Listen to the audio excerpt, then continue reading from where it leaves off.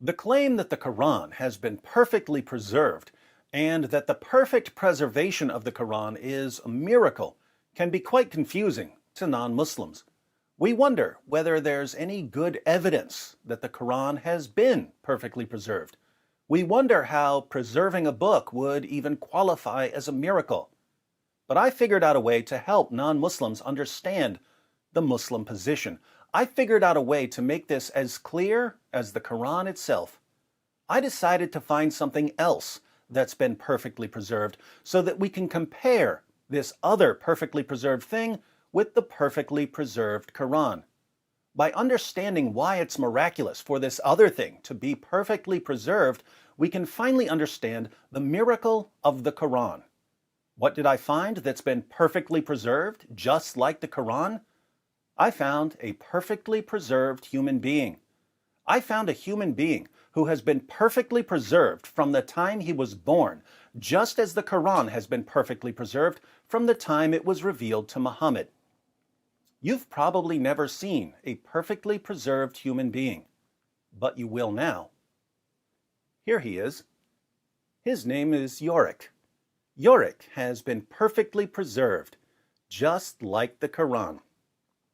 Just as the Quran has never changed since the time it was revealed, so also Yorick has never changed since the day he was born. Notice how every bone in Yorick's body has been perfectly preserved, just as every verse in Surah 33 of the Quran has been perfectly preserved, even though more than 200 verses are missing from that one chapter.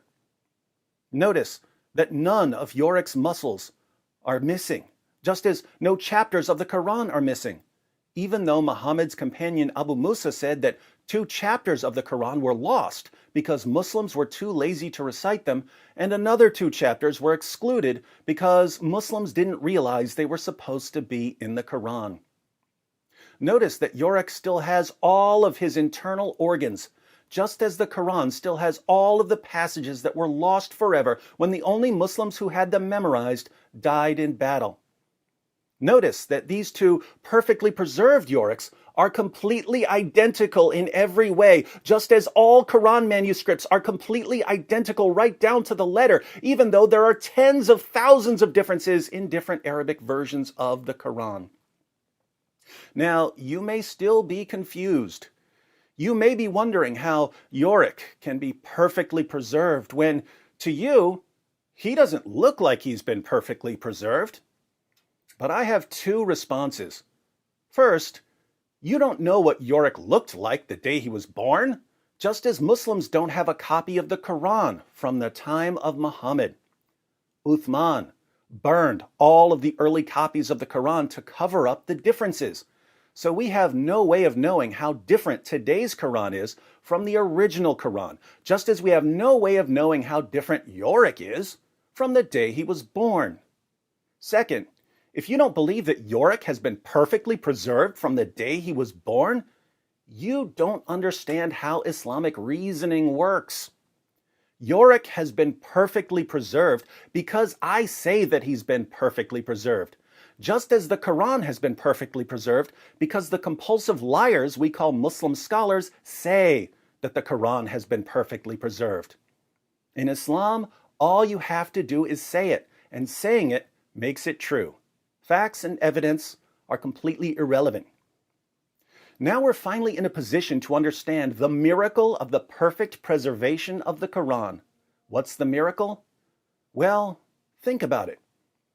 Yorick has all the features of a man who died and whose body decomposed, even though he's been perfectly preserved. It's a miracle that he has all the features of a decomposed corpse when he's been perfectly preserved from the day he was born. Similarly, the Quran has all the features of a book that's been corrupted, and yet it's been perfectly preserved anyway, because the miracle of perfect preservation. If you'd like to learn more about the perfect preservation of the Quran, be sure to check out my playlist on the many ways the Quran has been changed and corrupted, and the many ways Muslim scholars and apologists lie about the changes and corruption. You Muslims especially need to learn the history of your book. Unless, like poor Yorick. You don't have the guts.